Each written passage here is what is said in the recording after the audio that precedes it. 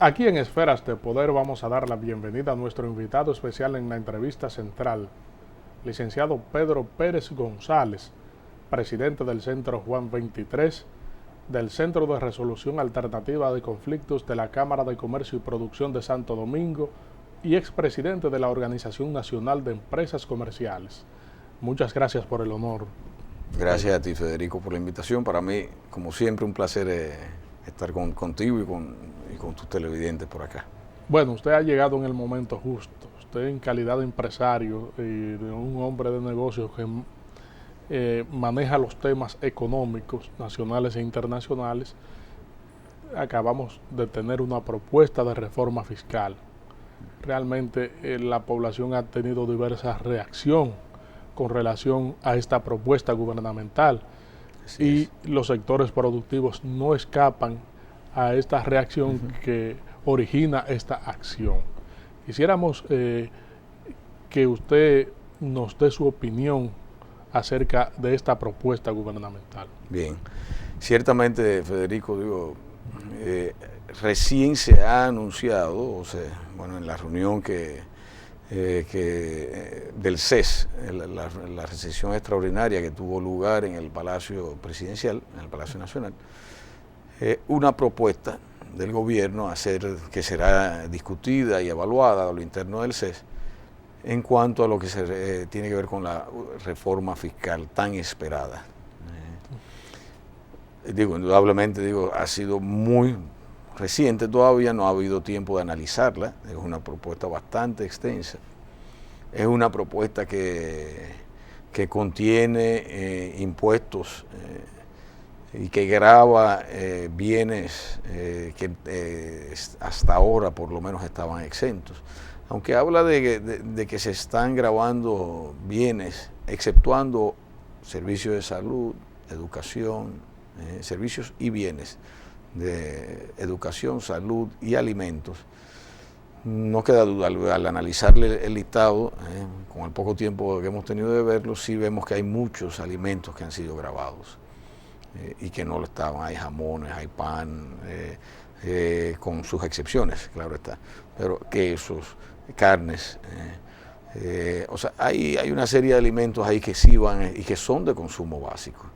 Entonces antes de seguir hablando del tema, yo sí quiero hacer la siguiente salvedad.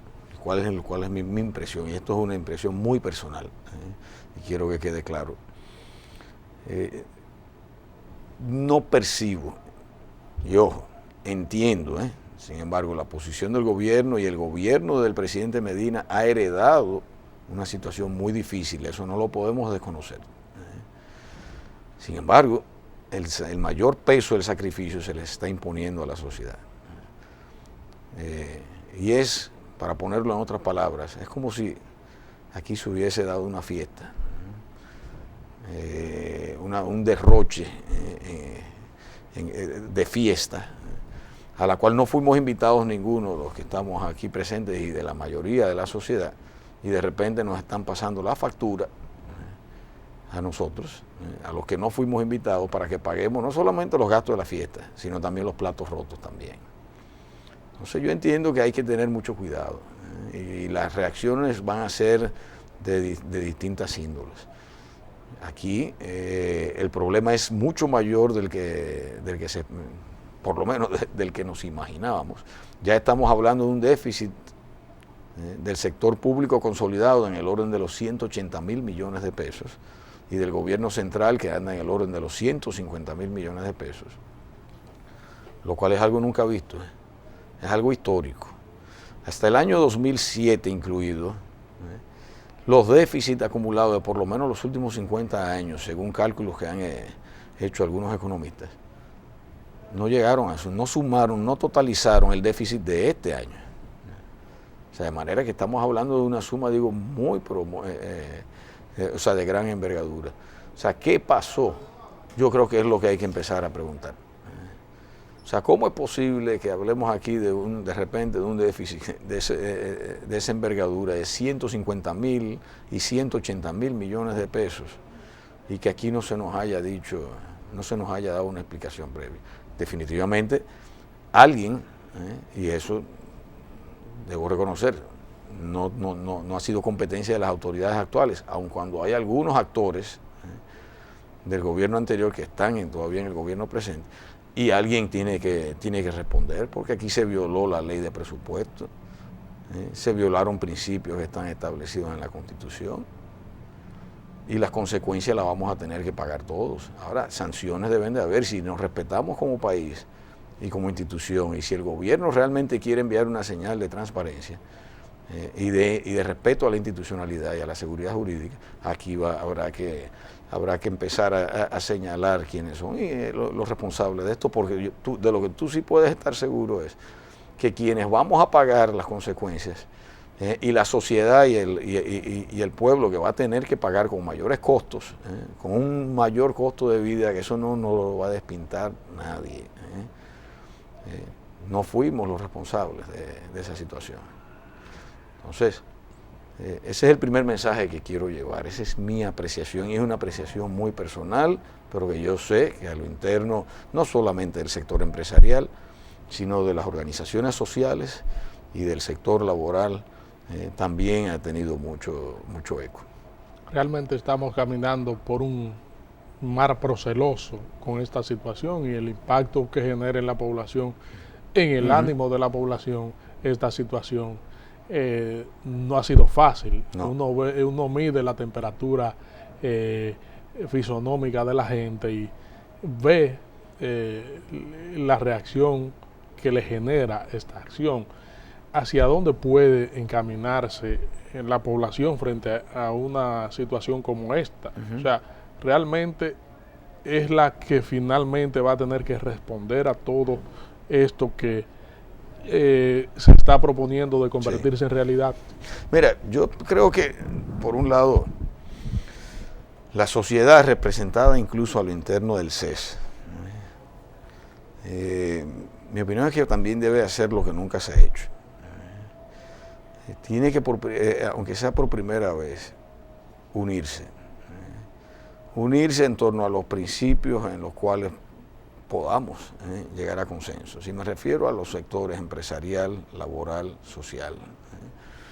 O sea, eso que yo acabo de plantear, yo creo que es un sentir general de la sociedad.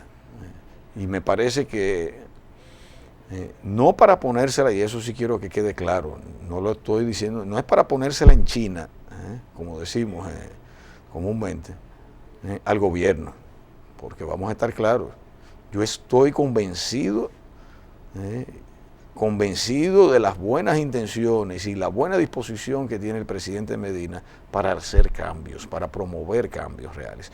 Y hay una muy buena parte de su equipo de gobierno actual, sobre todo los que recién están ingresando al gabinete y a direcciones y viceministros, ministros, etcétera, que también van en esa línea. Entonces, aquí todos vamos a tener que trabajar y vamos a tener que sacrificarnos, que no nos quepe la menor duda, para que el gobierno realmente pueda trabajar, no nos quepe duda. Ahora, lo que no es justo es que se le pida a la sociedad ese sacrificio y que no hayan sanciones, y como que se haga un borrón y cuenta nueva y que aquí no pasó nada. Y yo digo, no señor, nosotros no podemos seguir premiando con la impunidad las malas acciones. Yo creo que ha llegado un momento en que la sociedad y los sectores, los distintos sectores, por lo menos en lo que se refiere a exigir una mayor racionalización y calidad del gasto público, pero real, porque hay otras vías, además de las planteadas por el gobierno en su propuesta, hay otras vías por donde se puede mejorar la calidad del gasto. Hay otras vías por donde se pueden disminuir los niveles de corrupción. Y niveles de corrupción que afectan no solamente al sector público, sino también al sector privado.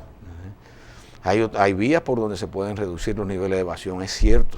Y nosotros somos los primeros, incluso mientras fui presidente de la UNEC, lo dije en todo momento, como presidente del Centro Juan 23 también lo he planteado. Aquí todos tenemos que asumir nuestros compromisos y nuestras obligaciones fiscales, pero también el gobierno tiene que poner de su parte. Entonces, igualmente tenemos que ser capaces de exigir como sociedad de buena forma.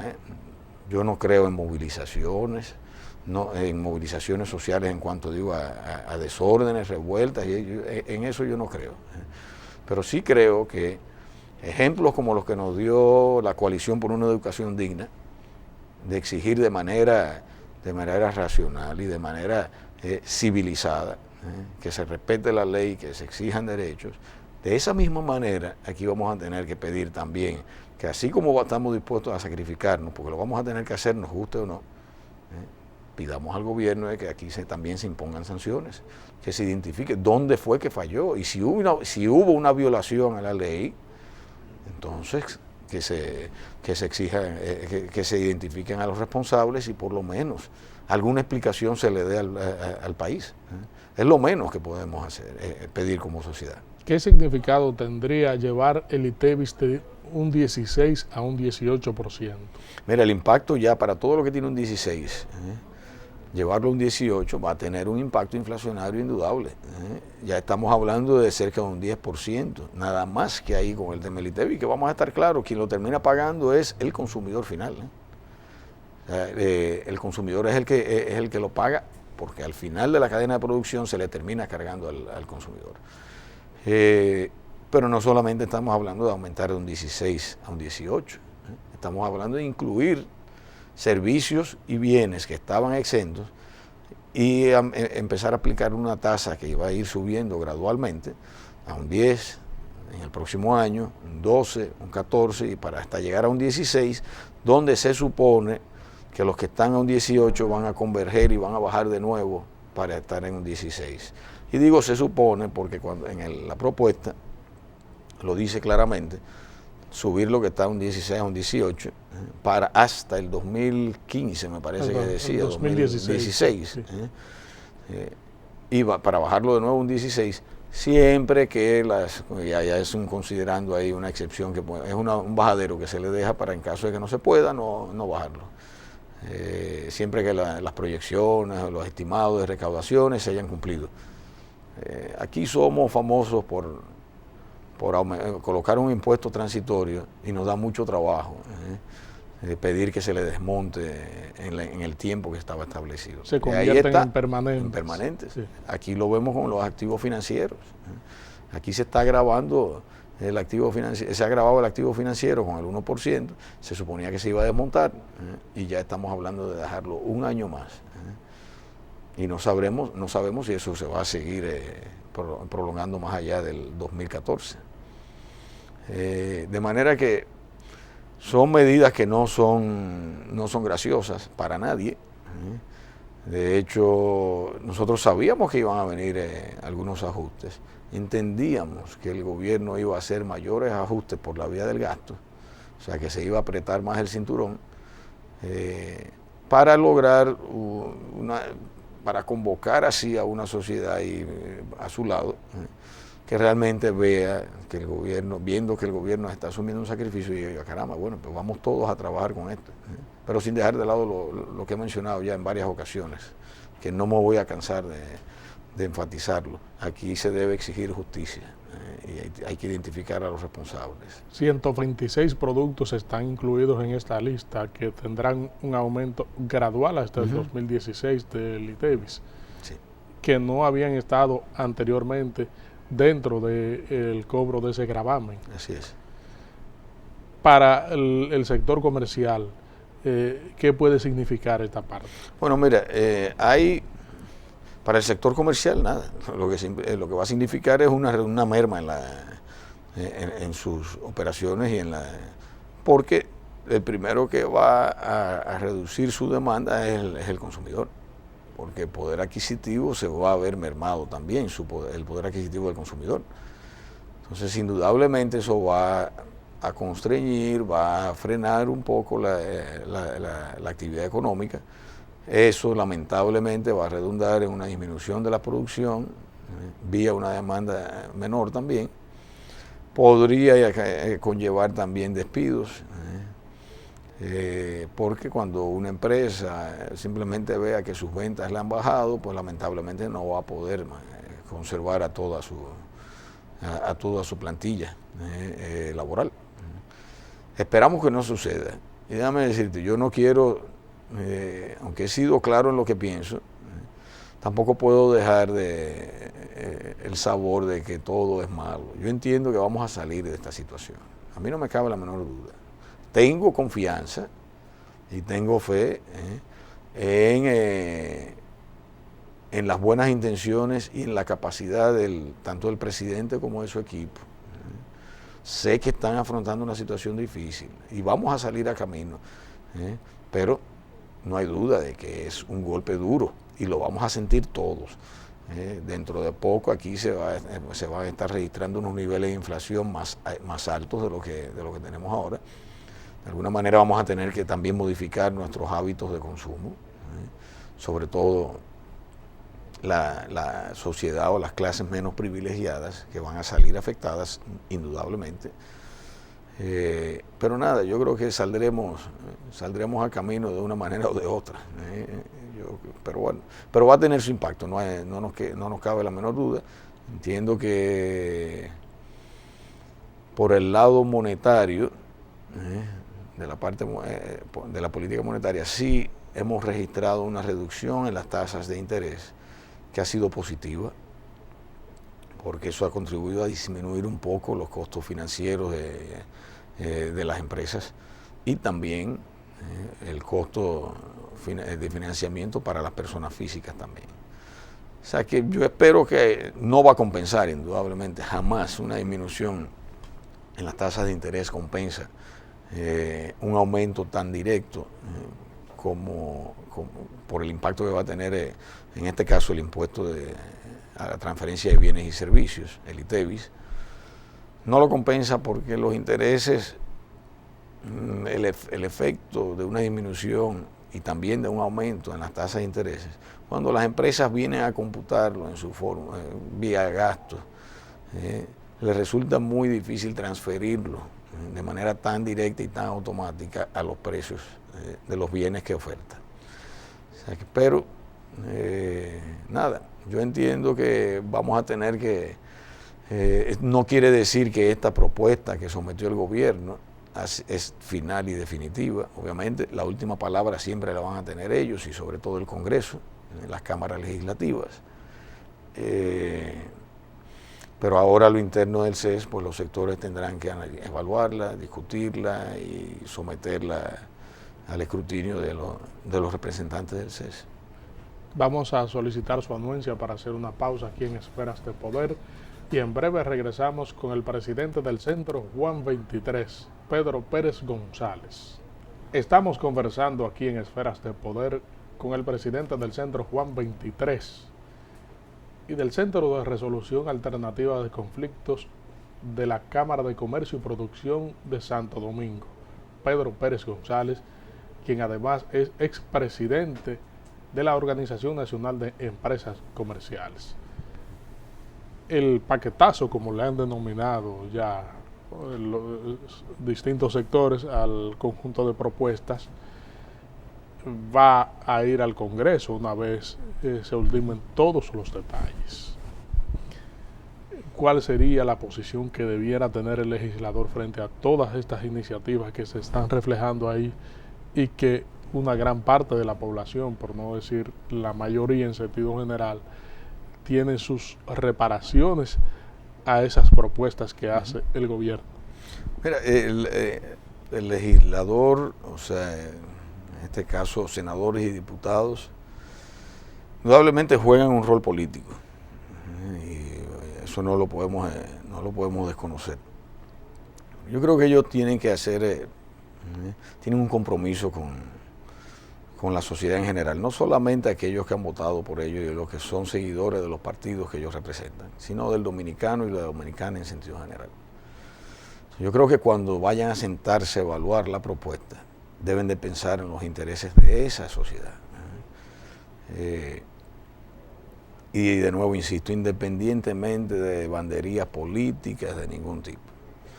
Sé que eso es una especie de utopía, pero yo creo que existe. Existen buenos legisladores, existen senadores, existen diputados con una conciencia clara de lo que de lo que es su deber como legislador. Entonces, obviamente, tienen que también sopesar y evaluar las necesidades que tiene el gobierno. El gobierno necesita de recursos para trabajar, no nos cabe la menor duda, pero yo creo que también deben de mirar el tema del gasto, no es solamente el lado de los ingresos, sino también como legisladores exigir un mayor grado de transparencia, de respeto a la institucionalidad, y ellos que son los primeros que deben de exigir respeto a las leyes. Y la ley de presupuesto es muy clara. Entonces, si aquí ha habido una violación a la ley de presupuesto, yo entiendo que eso es parte de lo que debe de ellos. No, lamentablemente digo, eso es algo que tiene que verse después. No nos cabe la menor duda, porque tenemos que aprobar, el presupuesto debe someterse ya en el próximo mes, y debería estar aprobado antes de que finalice por lo menos el mes de noviembre. No sé bien cuáles son las disposiciones de la Constitución en ese sentido en cuanto a plazos, pero definitivamente para el próximo mes tiene que estar aprobado. Entonces tiene que proveer los recursos necesarios para que el gobierno pueda actuar, pero creando un balance también, buscando un balance entre lo que debe ser el sacrificio y lo que debe ser el sacrificio que va a aportar el gobierno y el que va a exigir a la sociedad. E insisto, porque, óyeme, los números están ahí, las cifras están ahí. Nosotros fuimos en el último informe del Foro Económico Mundial de 144 países evaluados, en el índice de despilfarro del gasto público, quedamos en el lugar 142. 142. Entonces, esa es una práctica que hay que descontinuar y hay que corregir. Eso es una de las cosas que están mal, que hay que corregir precisamente. Y algo que viene sucediendo desafortunadamente, desde el año 2008 para acá fue donde se empezó a notar unos niveles de déficit fiscal muy por encima de lo que había sido la historia nuestra. Y definitivamente el tema ha estado en la forma en que se manejó el gasto. Que no estamos diciendo, y yo con esto no estoy diciendo, y es importante que quede claro, que fue que se lo robaron. Yo, no, es simplemente que se mal utilizó, probablemente se invirtieron mal los recursos, se invirtieron en actividades que no generaron una rentabilidad o unos ingresos que no fueron productivos para el Estado, para el país como tal. Y mira, un ejemplo de eso, ahí cuando se analizan los países de la OCDE, hay países que han reportado tasas de crecimiento muy similares a las nuestras, entre ellos Panamá, Uruguay, Bolivia, Ecuador. Son países que en ese periodo de tiempo, 2008 para acá, han reportado crecimientos parecidos, tasas de crecimiento muy parecidas. ¿Dónde ha estado la diferencia? Y cuando se coge el mismo informe del Foro Económico Mundial, ese índice del que mencioné ahorita, de despilfarro de los recursos públicos, del gasto público, esos países tienen un índice mucho más favorable, mucho más positivo que el de la República Dominicana. Entonces, ¿dónde ha estado el problema para nosotros? Y yo entiendo, no es un tema de ingresos, porque hay que reconocer tanto la Dirección General de Impuestos Internos como la Dirección General de Aduanas en las administraciones pasadas, y desde el año 96 para acá, al lograr una transformación prácticamente de la tierra al cielo. O sea, lo que aquí se ha visto en términos de avance, en términos de administración tributaria, o sea, yo creo que es algo que es digno de admirar. O sea, que no es un problema de ingresos. Aquí se ha recaudado, que se puede, mejorar y formalizar, lograr un mayor grado de formalización de la economía, sí, definitivamente. Porque todavía existe un nivel de informalidad altísimo. Ahora, este paquete, estos nuevos impuestos, entendemos que va a contribuir a la formalización. Yo sé que ese es uno de los objetivos que está persiguiendo el gobierno. Sin embargo, así como está planteado, nos preocupa muchísimo el hecho de que va a aumentar mucho la brecha que existe, la brecha fiscal, me refiero, tributaria, que existe entre el que está formalizado y el que está informal. Entonces, no sé hasta qué punto, Federico, el que está informal se va a sentir motivado a formalizarse con una carga impositiva tan alta. ojalá y se dé, porque nosotros necesitamos ampliar la base de contribuyentes, indudablemente, y creo que debemos de apoyar las acciones de la Dirección General de Impuestos Internos para que esa mejoría que se ha reportado en la administración tributaria se siga produciendo en el porvenir inmediato y futuro, claro está. Inmediatamente se habla de impuesto a los combustibles, eso genera un impacto en cascada. Así es. Aparte de que se adicionará ese ITEVIS a productos de consumo masivo. Es decir, que tendremos dos combinaciones ahí. Exacto. Estas dos combinaciones, ¿qué pueden significar? Mira, eso definitivamente va a restar disponibilidad de ingresos, por un lado, porque hay bienes que hay que consumirlos y que son básicos. El combustible, uno dirá yo, caramba, pero eso no es un bien tan indispensable, pero definitivamente el combustible hay que consumirlo, porque hay que moverse, y si tú no lo consumes directamente para llenar el tanque de tu vehículo, por lo menos vas a sentir el impacto vía el costo del transporte, no hay duda de eso.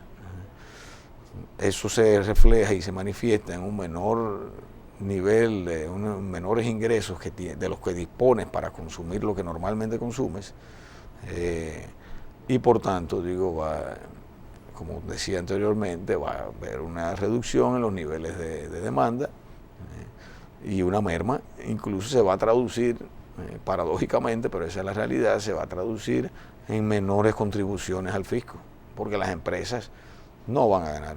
Las empresas, cuando ven lesionadas su posibilidad de competir, por un lado, vía aumento de costos, y sobre todo cuando está compitiendo con un sector informal importante, que no tiene ese agravante del pago de los impuestos, pues obviamente aquellas empresas que sí estaban contribuyendo van a ver su actividad, sus ventas disminuidas, y van a terminar contribuyendo menos. Entonces, ¿quién se va a ganar esa parte del pastel? Se la van a ganar las empresas que están en el sector informal. Definitivamente sí, Federico, va a haber un impacto escalonado, o sea, en cascada, como consecuencia del tema de los impuestos, del gravamen a los combustibles, pero también por el gravamen a los bienes que estaban exentos. Realmente, ¿qué medida es la más aconsejable en ese sentido? Porque ciertamente es un impacto fuerte y que la población ya tiene la percepción de que el monstruo le viene encima, ¿no? Entonces, el sacar esto, alivianar más la carga o consensuar este conjunto de propuestas. Yo entiendo que habrá que buscar la manera de alivianar un poquito, aligerar un poquito, las medidas contenidas en esa propuesta, porque el impacto va a ser muy fuerte. No nos va a quedar duda también, por otro lado, de que todo esto va a provocar una discusión en cuanto al tema de los aumentos salariales, una presión sobre la necesidad de aumentar salarios también, que ese va a ser otro impacto sobre los costos de las empresas, y ese sí se lo van a llevar las formales y las informales, las dos van a tener. En el caso de las formales, pues obviamente como te hacen la contribución social vía la TCS, pues tiene un impacto mayor. Pero definitivamente ese es otro elemento que una vez se defina y se empiece a implementar la reforma, va a tener consecuencias sobre el nivel de salarios, porque es justo. Vamos a estar claros, es razonable. O sea, nosotros no podemos pretender que aumente el costo de vida y los niveles de salario se queden iguales. Entonces, y ahí viene de nuevo lo que tú mencionabas, un efecto en cascada de todo esto que estamos viviendo. Entonces, yo entiendo que, por lo menos como sociedad, y es mi parecer, que a lo interno del CES se van a manejar, se van a discutir fórmulas para consensuar con el mismo gobierno un mayor sacrificio por la vía del gasto, en el caso del gobierno, y lograr y tratar de esa manera aminorar un poquito el impacto que van a tener estas medidas y estos nuevos aumentos, nuevas tasas impositivas y aumento de tasas también. Vamos a pedir su anuencia nueva vez para hacer una pausa aquí en Esferas de Poder y en breve regresamos. Pedro Pérez González, usted es el presidente del Centro Juan 23. ¿Qué actividades, a qué actividades se dedica el Centro Juan 23? ¿Qué es el Centro Juan 23 en toda su dimensión? Cómo no.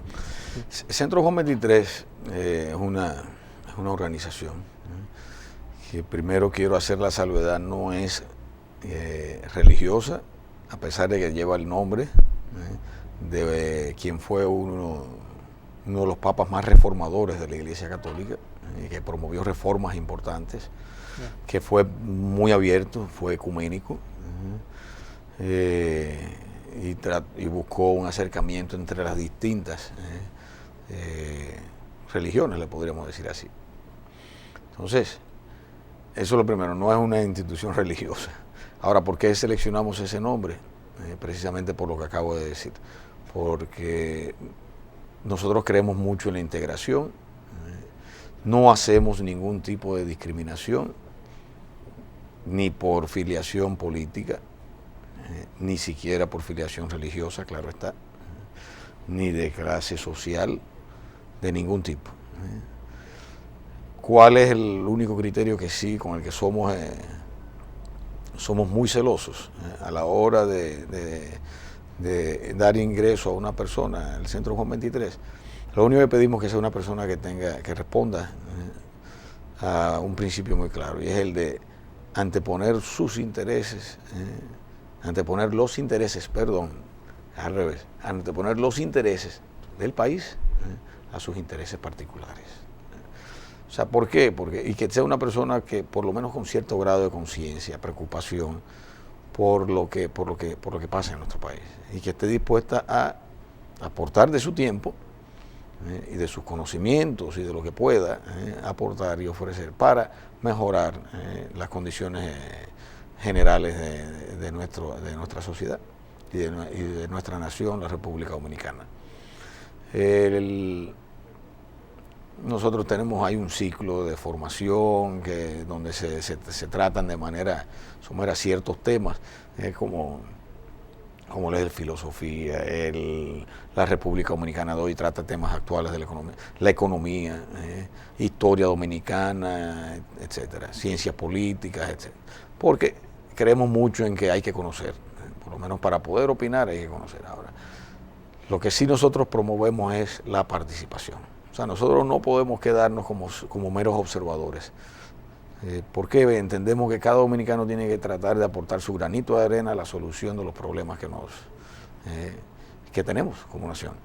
O sea, es muy fácil quedarnos hablando en una peña y simplemente dedicarnos a criticar. Yo creo que hay que pasar de la crítica a la acción, también a propuestas que sean proactivas y tratar de ayudar y colaborar con las autoridades, en este caso del gobierno, cualquiera que sea y de cualquier partido que esté ahí, para tratar de mejorar las condiciones. El Centro Juan 23 está trabajando en tres ejes fundamentales, tres líneas de acción. Uno que es por el lado de la institucionalidad, todo lo que tiene que ver con la seguridad jurídica, respeto a las leyes, etcétera. En ese orden de la institucionalidad estamos actualmente trabajando con otras organizaciones en la ley de partidos y en la ley de la reforma a la Policía Nacional. Hay una campaña que estábamos promoviendo y de hecho, bueno, está todavía en carpeta de Cumplamos la Ley, porque entendemos que por donde tiene que comenzar todo para poner orden es por cumplir la ley, todos. Y eso tiene que comenzar por la sociedad, tiene que ser una exigencia de la propia sociedad, para poder exigir también a las autoridades que cumplan la ley. Segundo, por el lado otro es el de migración. Nosotros estamos actualmente trabajando tratando de articular a distintos sectores que tienen que ver con la migración, tanto sectores empresariales, sociales como laborales, para tratar de llegar y definir por lo menos los principios básicos de lo que debe ser una política migratoria seria. En ese sentido estamos en estos momentos trabajando con organizaciones de manera conjunta. Nosotros creemos mucho en el Centro Juan 23 en la integración de los sectores. Creemos que por tradición hay muchos prejuicios entre los distintos sectores, de que hay división, que hay intereses muy encontrados y demás. Siempre van a haber intereses distintos, pero yo pienso, y así pensamos en el Centro Juan 23, que es mucho más lo que nos une que lo que nos divide. Lo que pasa es que no nos hemos dado la tarea y no nos hemos dado la oportunidad de sentarnos los distintos sectores en una misma mesa a tratar de identificar aquello en lo que podemos consensuar y entonces empujar hacia ahí. Y ya después aquello que nos divide, tratar de hasta donde sea posible limar las asperezas, limar las diferencias y cada quien ceder y tratar de llegar a un acuerdo, y en lo que no, bueno, pues cada quien tiene el derecho a defender como sector sus intereses y eso es legítimo. Y por último, en el área de educación también, es otra de la línea de acción. En ese aspecto, el Centro Juan 23 jugó su rol junto con otras organizaciones como parte de la coalición por una educación digna en todo lo que fue la campaña que exige el cumplimiento de la ley del 4%. Así lo hizo y el año pasado también lo trabajó, sirvió digamos que de especie de bisagra en el evento en que se firmó el compromiso social y político por una educación con los precandidatos en septiembre del 2011, tratando de, sobre todo en el caso de universidades, el sector empresarial, también involucrarlos al compromiso, hacerlos parte de. Pero algo que siempre ha primado en el Centro Juan 23, y por eso el Centro Juan 23 nunca ha sonado mucho, y es porque nosotros no creemos en protagonismos. Para poder lograr siempre que se empuje una iniciativa y lograr ese consenso entre los sectores, convocar a esos sectores en una misma causa, tenemos que dejar de lado el tema del protagonismo, que tal o cual organización es la protagonista de esto y quiere ayudar. No, nosotros en eso no creemos. Mejor ocupémonos de los resultados y de alcanzar los objetivos que nos planteamos. A propósito de educación, el Centro Juan 23 ciertamente jugó un rol protagónico en cuanto a la reclamación del cumplimiento del 4%. Ya hay un compromiso para el 2003. ¿Qué significa esto para esa lucha reivindicativa de que se cumpliera con ese mandato legal? Okay. Digo, el Centro Juan 23, de nuevo, sí, no juega un rol protagónico en nada, simplemente trabaja. Quien se lleva ahí fue la misma coalición. La coalición es la responsable de articular todos los esfuerzos en ese sentido. Ahora, claro, definitivamente es un logro para toda la sociedad el gobierno, y en eso el gobierno ha sido muy enfático en que va a dar cumplimiento al compromiso que asumió y a la ley de asignar el 4% a la educación preuniversitaria. Dio trabajo, requirió de muchísimos esfuerzos y mucho empeño de parte de muchas personas que de manera desinteresada sudaron lágrimas y yo no voy a decir sangre para que no se preste a confusión, pero definitivamente sudaron mucho para lograr ese objetivo. Y entendemos que se va a lograr. No es, y es importante hacer la salvedad, la asignación del 4% no es la causa de estos impuestos, porque se ha querido disfrazar o presentar como que, bueno, para poder cumplir con el 4% tenemos que aplicar esta propuesta de reforma. No es así. Estamos aplicando esta propuesta de reforma por el desorden que hubo en el tema de los gastos y el despilfarro que hubo, que fue evidente. El 4% es una exigencia y está establecido así por la ley. Y a quien va a beneficiar, y lo digo para que la sociedad no se deje confundir, bien invertido, como entiendo que el gobierno se va a ocupar y la coalición le va a dar seguimiento y va a velar porque los recursos se bien utilicen, bien utilizados esos recursos, va a beneficiar a toda la sociedad. Y sobre todo a la sociedad, a la parte de la sociedad menos privilegiada, que depende mucho de la educación pública. Aquí en Esferas de Poder nos sentimos altamente complacidos y ha sido un honor tener esta comparecencia suya aquí para explicarle a la ciudadanía sobre el impacto que puede tener eventualmente la reforma fiscal y la labor realizada por el Centro Juan 23. En Esferas de Poder siempre estarán las puertas abiertas. Gracias, gracias. Gracias a ustedes, amigos televidentes, por habernos acompañado. Hemos contado con la comparecencia del presidente del Centro Juan 23, Pedro Pérez González, quien además es presidente del Centro de Resolución Alternativa de Conflictos de la Cámara de Comercio y Producción de Santo Domingo y expresidente de la Organización Nacional de Empresas Comerciales. Les invitamos a que nos acompañen en el próximo contenido de Esferas de Poder. Federico Méndez se despide de ustedes.